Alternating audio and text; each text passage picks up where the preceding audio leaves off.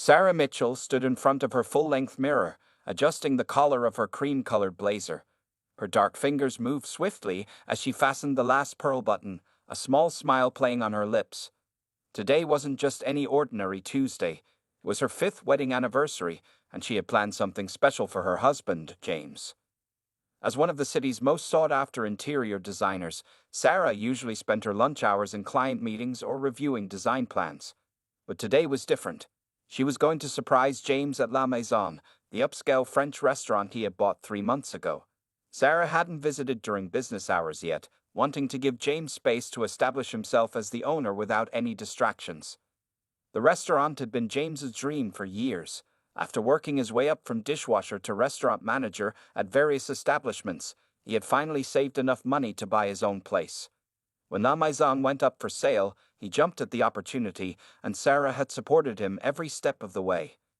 Sarah checked her appearance one final time. Her dark curls were styled perfectly, and her business suit projected the professional image he always maintained.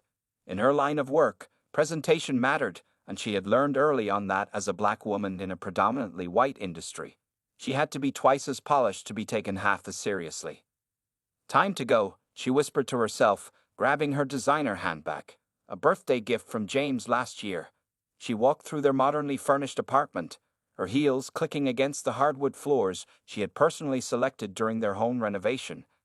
Every corner of their home reflected her expert eye for design, but more importantly, it told the story of their life together. As Sarah drove through the busy downtown streets, her mind wandered to the day she first met James. It had been at another restaurant, a casual cafe where she was meeting a client. James, then a manager there, had stepped in to handle a complaint at the next table. She had been impressed by his professionalism and the way he diffused the situation with such grace. When he later stopped by to check on her table, they struck up a conversation that lasted well past her client's departure. Pulling into the parking lot of La Maison, Sarah felt a flutter of excitement in her stomach. The restaurant looked beautiful in the early afternoon sun, its elegant French windows and classic architecture a perfect fit for the upscale neighborhood. James had worked hard to maintain its reputation while making several improvements to attract a more diverse clientele. Sarah checked her phone, 1:15 p.m. Perfect timing. She knew James would be in his office going over the lunch service reports, a daily routine he had established since taking over. He was always telling her about the small details of running the restaurant, and she loved seeing his face light up when he talked about his plans for the place. Before getting out of her car, Sarah touched the small gift box in her bag. Inside was a pair of vintage cufflinks she had found at an antique store. They were shaped like tiny chef's hats, a perfect blend of elegance and whimsy that matched James's personality perfectly. She hoped he would love them as much as she did. Taking a deep breath, Sarah stepped out of her car, her natural confidence shining through as she walked toward the restaurant's entrance. A couple of regular customers who recognized her from the grand opening night smiled and waved. She waved back, feeling proud of how much James had accomplished in just 3 months. The maitre d' who usually worked the dinner shift wasn't at his post today. Instead, Sarah noticed an unfamiliar face, a tall, thin waiter she hadn't seen before. He was probably one of the new hires James had mentioned during their conversation last week. As she approached the entrance, Sarah straightened her blazer one last time, excited to surprise her husband and celebrate their love story in the restaurant that represented their shared dreams. Little did she know that this anniversary lunch would become memorable for entirely different reasons. Sarah reached for the door handle of La Maison, but before she could grab it, the tall waiter she had noticed earlier rushed forward to open it. His name tag read Marcus, and while he held the door, his eyes quickly scanned her from head to toe. The smile on his face wasn't welcoming, it was more like a sneer. "Can I help you?" Marcus asked, his voice carrying a tone that suggested she had walked into the wrong place. He positioned himself in the doorway, making it clear that Sarah would have to go through him to enter the restaurant. Sarah maintained her professional composure, something she had mastered over years of dealing with difficult clients. "Yes, I'd like to have lunch," she replied calmly, noting how half the tables in the dining room behind him were empty. Marcus glanced at an imaginary reservation list on his podium. "I'm sorry, but we're fully booked for lunch today. Perhaps you could try the diner down the street." He said this just as a white couple approached the entrance. Without missing a beat, Marcus turned to the couple with a genuine smile, Good afternoon. Welcome to La Maison. Would you prefer a table by the window or in our main dining area? Sarah felt her chest tighten, but she kept her voice steady. Excuse me, but I just heard you offer them a choice of seating when you told me you were fully booked. I can clearly see several empty tables from here. The couple looked uncomfortable, glancing between Sarah and Marcus. The woman opened her mouth as if to say something, but her partner gently pulled her toward the door, and they left quickly. Marcus's face hardened. Listen, I don't want any trouble. La Maison is an exclusive establishment, and we have certain standards to maintain. He emphasized the word exclusive while looking pointedly at Sarah's designer outfit, as if suggesting it must be fake. Sarah took a deep breath, remembering similar situations from her past. She had dealt with prejudice before, both in her design business and in everyday life. But this was different. This was happening in her husband's restaurant, a place that was supposed to represent their shared dreams. I understand this is an exclusive restaurant, Sarah said, her voice clear and controlled. That's exactly why I chose to dine here today. Now, I would appreciate being seated. She stepped forward with determination, leaving Marcus no choice but to move aside or physically block her. Realizing he couldn't refuse without making a scene, Marcus grudgingly picked up a menu. Fine. Follow me. He led her through the elegant dining room, past numerous empty tables with reserved signs that Sarah knew weren't really booked. Instead of seating her at one of the nice tables, Marcus directed her to a small table near the kitchen entrance. The constant swinging of the kitchen door would make for an unpleasant dining experience, and the table itself hadn't been properly set. There was no wine glass or bread plate like she could see on other tables. This is the only table available, Marcus said, practically throwing the menu on the table. I should warn you that our prices reflect our quality. The lunch special starts at $50. He emphasized the price, clearly expecting it to intimidate her. Sarah settled into her chair with grace, smoothing her napkin across her lap as if she didn't notice the poor table location or Marcus's rudeness. Thank you. I'd like to see the wine list as well, please. Marcus's jaw tightened. I'll need to see a credit card first. It's our policy for certain tables. This was a lie. Sarah knew James would never approve such a discriminatory policy. As Marcus walked away to fetch the wine list, Sarah noticed other diners watching the scene unfold. Some looked embarrassed, others angry, and a few simply turned away, pretending not to notice. Through the kitchen door window, she caught a glimpse of Elena, the head chef, watching with a concerned expression. Sarah reached for her phone, tempted to text James about what was happening, but then she stopped herself. No, she would handle this situation her own way. After all, she hadn't become one of the city's top interior designers by letting people's prejudices stop her. Besides, she thought with a hint of sadness, James needed to see for himself what sometimes happened in his restaurant when he wasn't around. Sarah sat at her poorly positioned table, maintaining perfect posture despite the constant whoosh of the kitchen door behind her. Every few seconds, bursts of heated air and the clatter of dishes interrupted the otherwise elegant atmosphere of La Maison. She noticed how Marcus had seated 3 more parties, all white, at premium tables since forcing her to sit here. After making her wait for 15 minutes, Marcus finally returned with the wine list. He held out his hand expectantly. The credit card. His tone was sharp, challenging. Sarah reached into her designer bag and pulled out her black American Express card. She kept her face neutral as she handed it to him, pretending not to notice his look of surprise when he read the name Sarah Mitchell embossed in silver on its surface. I'll need to run this first, Marcus said, his confidence slightly shaken but his prejudice still firmly in place. Just to make sure it's valid. Of course, Sarah replied calmly. While you do that, I'd like a glass of the Chateau Margaux 2015. She named one of the most expensive wines on the list, one that James had specifically imported for the restaurant's collection. Marcus's eyebrows shot up. That's $200 per glass, ma'am. He emphasized the price as if speaking to a child. I'm aware of the price, Sarah said. I'm also aware that it pairs beautifully with your duck confit, which I'll have as my main course. She had heard James praise this pairing many times at home. Marcus disappeared with her card, and Sarah could see him through the kitchen door window, showing it to other staff members and making exaggerated gestures. She took out her phone and quietly began documenting the time and details of each interaction. As an interior designer who often dealt with contractors and vendors, she had learned the importance of keeping detailed records. A few minutes later, Marcus returned with her card and a glass of wine, practically dropping both on the table. "Your card went through," he said, sounding almost disappointed. "Though I should mention that if you're planning to leave a tip, we usually expect 20% for parties in this section." The implication was clear. He assumed she wouldn't know proper tipping etiquette. Sarah took a small sip of her wine, immediately noticing it wasn't the Chateau Margaux she had ordered. Having shared many wine tastings with James, she knew this was likely the house red, about 1/10 of the price. She set the glass down gently. "I believe there's been a mistake," she said. "This isn't the Chateau Margaux." Marcus's face reddened. "Are you suggesting I don't know my wines? I've been working in fine dining for years." His voice was getting louder, drawing attention from nearby tables. "I'm not suggesting anything," Sarah replied evenly. "I'm stating a fact. This is your house red. Possibly the Cotes du Rhône. Please bring me what I ordered."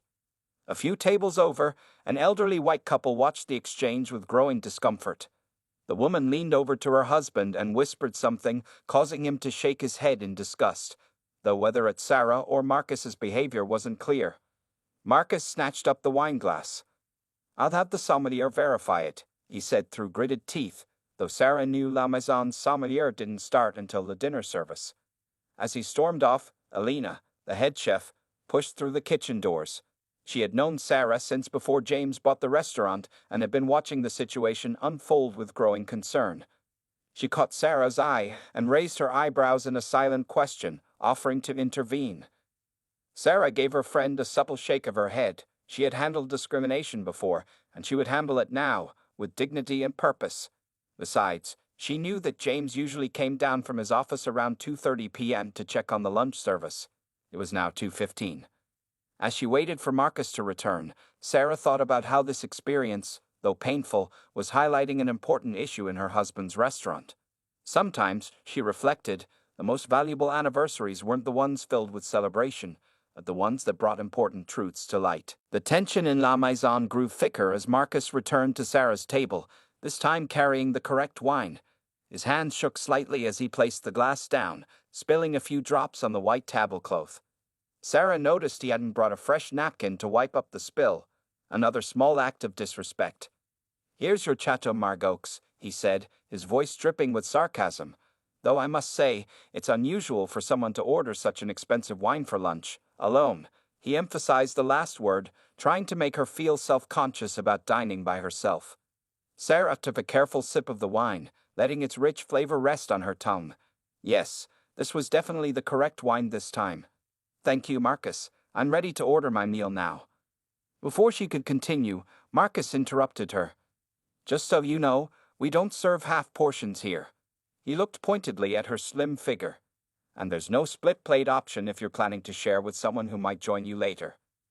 Two businesswomen at a nearby table stopped their conversation, openly staring now at the scene unfolding before them. One of them, wearing a crisp blue suit, reached for her phone and appeared to be recording the interaction. "I'll have the duck confit," Sarah said clearly, aware of the growing audience. "With the seasonal vegetables, not the potatoes." She closed her menu and held it out to Marcus. He didn't take it. Instead, he crossed his arms. "The duck is market price today. That means it's expensive." He paused for effect. "Very expensive." Sarah placed the menu on the table and folded her hands over it. "I'm well aware of the price, Marcus. I'm also aware that the duck confit has been on your regular menu at $65 since the restaurant changed ownership 3 months ago." Marcus's eyes narrowed at her specific knowledge of the menu and its recent changes. "Have you been here before? I don't recall serving you." "No, you haven't served me before," Sarah replied calmly. She glanced at her watch. 2:25 p.m. Just a few more minutes until James would come down for his usual lunch service check. The kitchen door swung open again, and Alina emerged, carrying a basket of fresh bread. She placed it on Sarah's table herself, ignoring Marcus's presence. "Our special sourdough today," she said warmly, though her eyes conveyed an apology for not stepping in sooner. "Made fresh this morning."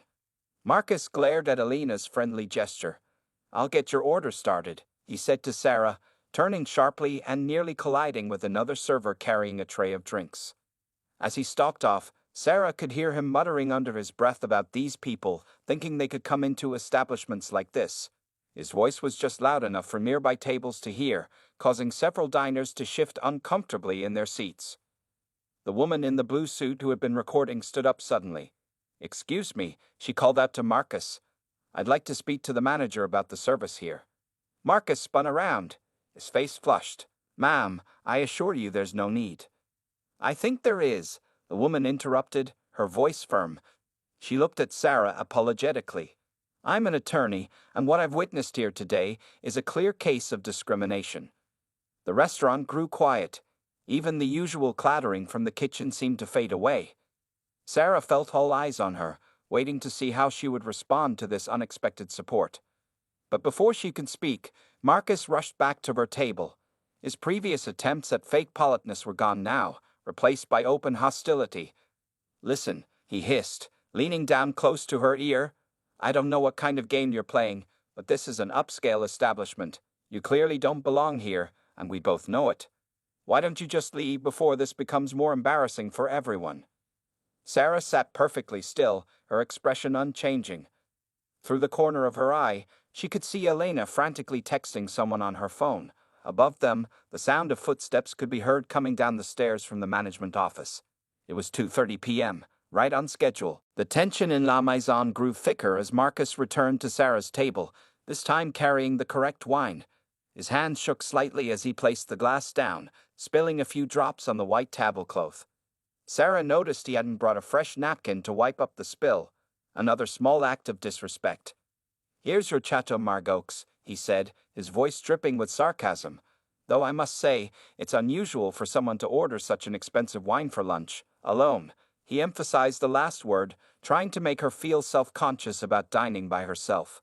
Sarah took a careful sip of the wine, letting its rich flavor rest on her tongue. Yes, this was definitely the correct wine this time. "Thank you, Marcus. I'm ready to order my meal now." Before she could continue, Marcus interrupted her. "Just so you know, we don't serve half portions here." He looked pointedly at her slim figure. "And there's no split plate option if you're planning to share with someone who might join you later." Two businesswomen at a nearby table stopped their conversation, openly staring now at the scene unfolding before them. One of them, wearing a crisp blue suit, reached for her phone and appeared to be recording the interaction. "I'll have the duck confit," Sarah said clearly, aware of the growing audience. "With the seasonal vegetables, not the potatoes." She closed her menu and held it out to Marcus. He didn't take it. Instead, he crossed his arms. "The duck is market price today. That means it's expensive." He paused for effect. "Very expensive." Sarah placed the menu on the table and folded her hands over it. "I'm well aware of the price, Marcus. I'm also aware that the duck confit has been on your regular menu at $65 since the restaurant changed ownership 3 months ago." Marcus's eyes narrowed at her specific knowledge of the menu and its recent changes. "Have you been here before? I don't recall serving you." "No, you haven't served me before," Sarah replied calmly. She glanced at her watch. 2:25 p.m. Just a few more minutes until James would come down for his usual lunch service check. The kitchen door swung open again, and Alina emerged, carrying a basket of fresh bread. She placed it on Sarah's table herself, ignoring Marcus's presence. "Our special sourdough today," she said warmly, though her eyes conveyed an apology for not stepping in sooner. "Made fresh this morning." Marcus glared at Alina's friendly gesture. "I'll get your order started," he said to Sarah, turning sharply and nearly colliding with another server carrying a tray of drinks. As he stalked off, Sarah could hear him muttering under his breath about these people, thinking they could come into establishments like this. His voice was just loud enough for nearby tables to hear, causing several diners to shift uncomfortably in their seats. The woman in the blue suit who had been recording stood up suddenly. "Excuse me," she called out to Marcus. "I'd like to speak to the manager about the service here." Marcus spun around, his face flushed. "Ma'am, I assure you there's no need." "I think there is," the woman interrupted, her voice firm. She looked at Sarah apologetically. I'm an attorney, and what I've witnessed here today is a clear case of discrimination. The restaurant grew quiet. Even the usual clattering from the kitchen seemed to fade away. Sarah felt all eyes on her, waiting to see how she would respond to this unexpected support. But before she could speak, Marcus rushed back to her table. His previous attempts at fake politeness were gone now, replaced by open hostility. "Listen," he hissed, leaning down close to her ear. "I don't know what kind of game you're playing, but this is an upscale establishment. You clearly don't belong here, and we both know it. Why don't you just leave before this becomes more embarrassing for everyone?" Sarah sat perfectly still, her expression unchanging. Through the corner of her eye, she could see Elena frantically texting someone on her phone. Above them, the sound of footsteps could be heard coming down the stairs from the management office. It was 2:30 p.m., right on schedule. Elena watched the scene unfolding in her dining room with growing anger. As head chef of La Maison, she had worked alongside James Mitchell for 3 months now, helping him transform the restaurant into something special. She had also grown close to Sarah during their many conversations about restaurant design and menu planning. Now, seeing her friend endure such treatment made her blood boil. From her position near the kitchen, Elena could hear every word Marcus spat at Sarah. She gripped her phone tightly, her thumb hovering over James's number in her contacts. But she knew Sarah well enough to understand why she hadn't called her husband herself. This wasn't just about one racist waiter anymore. This was about exposing a problem that might run deeper in the restaurant's culture. "Chef, the sauce is about to break," one of her line cooks called from the kitchen. Elena nodded, but her eyes remained fixed on Sarah's table. She had hired most of the kitchen staff herself, but the front-of-house hiring had been handled by the restaurant manager, David. The same David who had brought Marcus on board last week with high praise for his experience at exclusive establishments. Elena moved closer to Sarah's table, pretending to adjust table settings nearby. She could see Sarah's hands trembling slightly as she sipped her wine, though her face remained calm.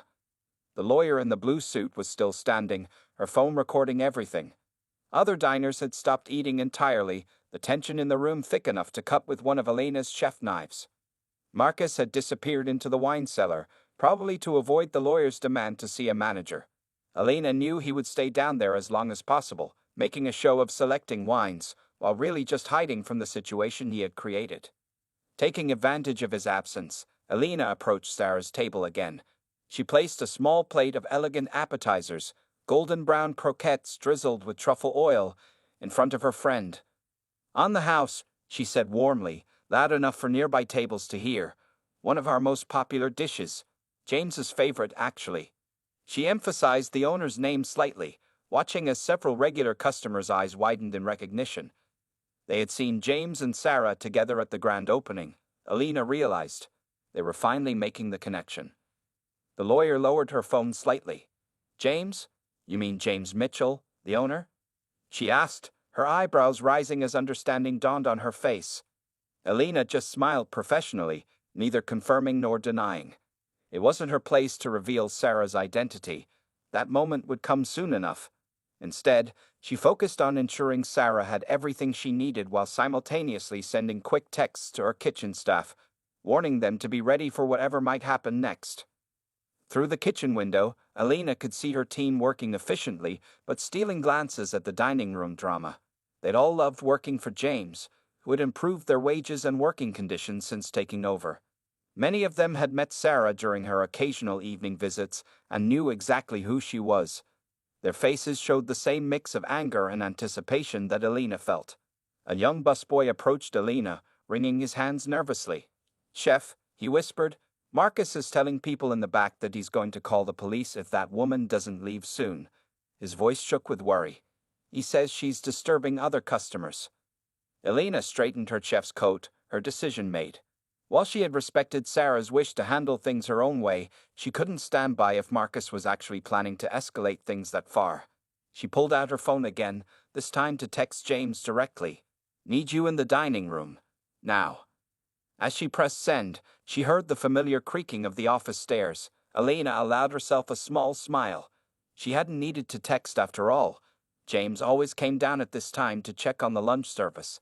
In less than a minute, he would walk through that door and see exactly how one of his employees was treating his wife. Sometimes, Elena thought, the best recipes for change required all the ingredients to come together at exactly the right moment. The heavy oak door leading to the management office opened with a soft creak. James Mitchell stepped into the dining room, adjusting his burgundy tie as he walked.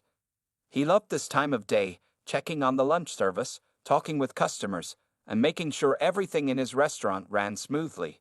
But today, something felt different. The usual gentle murmur of dining conversation had been replaced by an unusual silence. Marcus chose that exact moment to emerge from the wine cellar, his arms full of bottles he didn't need. He was walking quickly, head down, still avoiding the lawyer who had demanded to speak with management. He didn't notice James's presence until he nearly bumped into him. "Mr. Mitchell." Marcus stumbled back, almost dropping the wines. I didn't expect you down yet." His face had gone pale, but he quickly composed himself. "Sir, I was just about to call you. We have a situation with a difficult customer." He gestured vaguely toward Sarah's table, not realizing the connection. James followed Marcus's gesture, his eyes finding Sarah sitting calmly at the table near the kitchen. His wife looked as elegant as ever in her cream blazer, but he could see the tension in her shoulders, a sign he knew well from their years together. Next to her table, Elena stood with her arms crossed, while several customers watched the scene unfold with obvious concern. A difficult customer. James's voice was quiet but carried across the now silent dining room. "Please, explain the situation to me." Marcus, completely misreading his boss's tone, straightened up confidently. "Yes, sir. This woman came in demanding special treatment. She ordered expensive wine, made a scene about the seating, and has been disturbing other diners. I tried to handle it professionally, but..." He trailed off as he noticed James's expression darkening with each word. Before Marcus could continue, Sarah stood up from her table. Her movement was graceful, unhurried. She walked toward James, her heels clicking softly on the hardwood floor. Every eye in the restaurant followed her movement. "Hello, darling," Sarah said warmly, reaching up to straighten James's tie. "Happy anniversary." The color drained completely from Marcus's face as he watched Sarah kiss her husband's cheek. The wine bottles in his arms began to slip, and Elena quickly stepped forward to catch them before they could crash to the floor. "Sarah?" James's voice was thick with emotion as he looked between his wife and his waiter. "What's going on here?" The lawyer in the blue suit stepped forward, her phone still recording. "I can tell you exactly what's been going on, Mr. Mitchell. I've documented everything." She held up her phone. "Your waiter has been harassing your wife for the past hour, making racist comments, and providing discriminatory service." James's hands began to shake slightly, the same way they did when he was trying to control his anger. "Marcus," he said, his voice dangerously quiet, "is this true?" Marcus's mouth opened and closed like a fish out of water. I didn't. I mean, how was I supposed to know she was your wife?" The words tumbled out before he could stop them, only making the situation worse. "How were you supposed to know?" James repeated slowly. "Are you suggesting that your behavior would have been acceptable if she wasn't my wife?" The restaurant remained deathly quiet. Even the kitchen staff had stopped working, gathering at the door to watch. A few regular customers who recognized Sarah from previous evening visits shook their heads in disgust at Marcus's behavior. Sarah placed a gentle hand on her husband's arm. The simple gesture carried years of shared understanding, a reminder that she could handle herself, that this moment was bigger than just them. Marcus looked desperately around the room, but found no sympathy in any face. The reality of what he had done, and to whom he had done it, was finally sinking in. His carefully constructed world of prejudice and privilege was crumbling around him, brought down by his own actions and assumptions. The anniversary surprise Sarah had planned had turned into something entirely different, but as she stood there beside James, she realized that perhaps this revelation was exactly what the restaurant needed. James Mitchell's hands were still shaking as he pulled out a chair at Sarah's table, sitting down heavily. The past 5 minutes had felt like hours as he processed what had happened to his wife in his own restaurant. Sarah sat beside him, her presence calm and steady as always.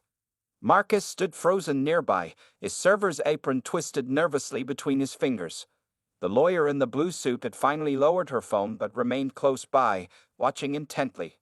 Around them, the other diners pretended to return to their meals while stealing glances at the unfolding drama. "You should fire him immediately," One of the regular customers called out, breaking the tense silence. Several others nodded in agreement, but Sarah raised her hand gently. "If I may," she said, her voice clear and controlled, "I'd like to handle this situation." She looked at James, who nodded slowly, trusting his wife's judgment as he had countless times before. Sarah turned to face Marcus, who seemed to shrink under her gaze. "Tell me, Marcus, how long have you worked in the restaurant industry?" 8. 8 years, he stammered, confused by the question. "And in those 8 years, how many times have you treated customers the way you treated me today?" Sarah's question wasn't angry, it was genuine curiosity. Marcus shifted uncomfortably. I don't. "Let me be more specific," Sarah continued. "How many times have you seated people of color near the kitchen? How often have you questioned their ability to pay?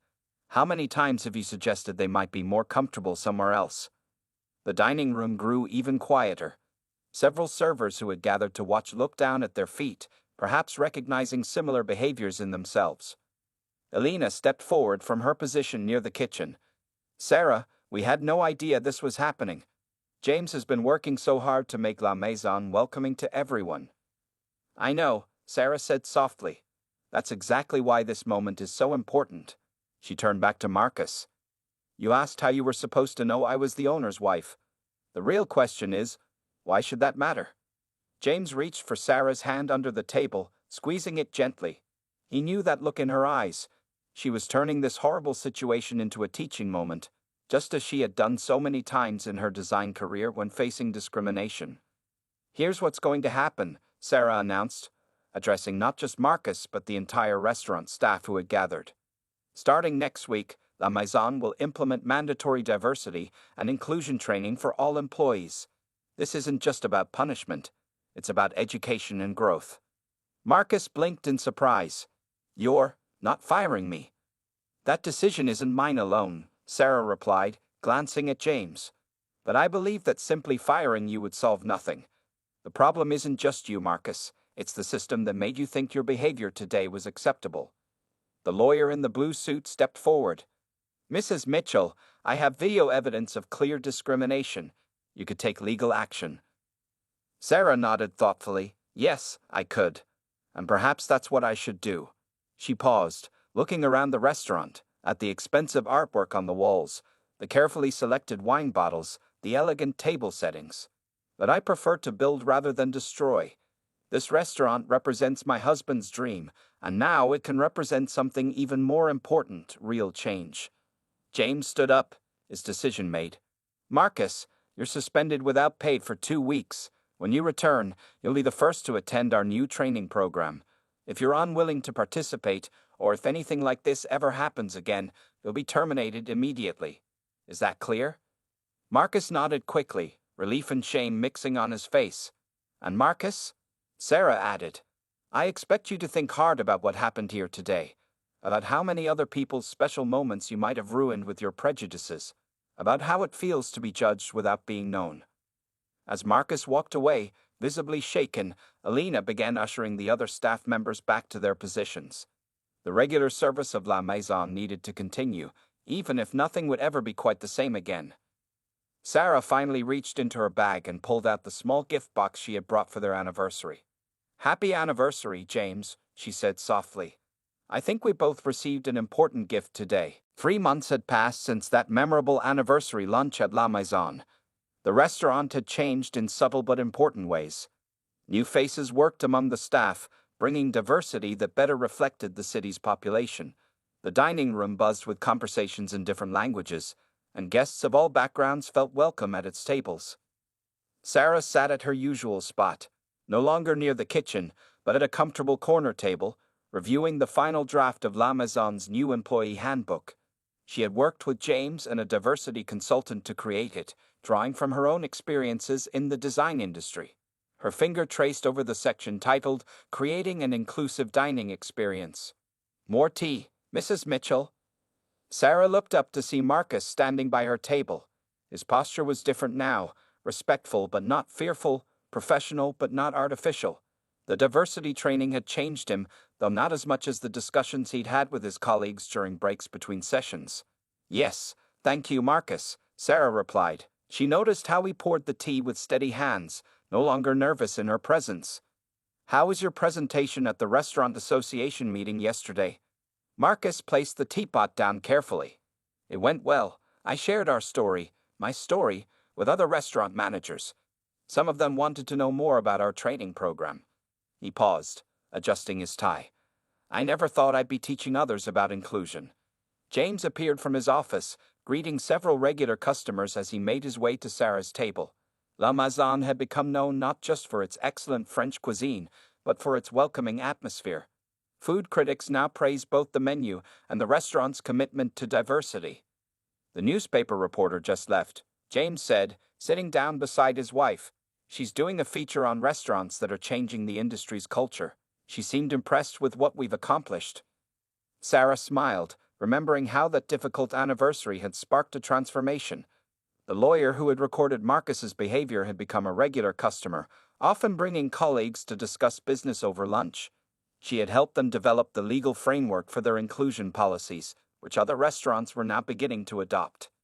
Elena emerged from the kitchen, carrying a special dessert she had created, a delicate chocolate sphere that melted under warm sauce to reveal a colorful interior. "For our agents of change," she said, placing it between Sarah and James. The dessert had become a symbol of La Maison's philosophy, breaking down barriers to reveal beauty within. "Chef," Marcus called from nearby, "Table 12 wants to know if you can make this dessert without nuts." "Of course," Elena replied warmly. "We accommodate all dietary requirements. You know that." She gave Marcus an approving nod, remembering how he had once resisted such special requests. As Sarah and James shared the dessert, they watched their restaurant in action. A young black couple celebrated their engagement at a window table. A Muslim family enjoyed a halal meal specially prepared by Elena. An elderly Chinese businessman hosted a mixed group of clients, all sampling French wines selected by Marcus, who had become quite knowledgeable about pairing wines with diverse palates. "Sometimes," Sarah said softly, "the best anniversaries aren't about celebrating what we have, but discovering what we can become." James squeezed her hand. "You turned a moment of ignorance into a movement for change."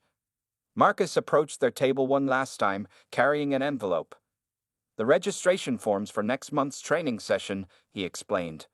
3 more restaurants want to send their staff."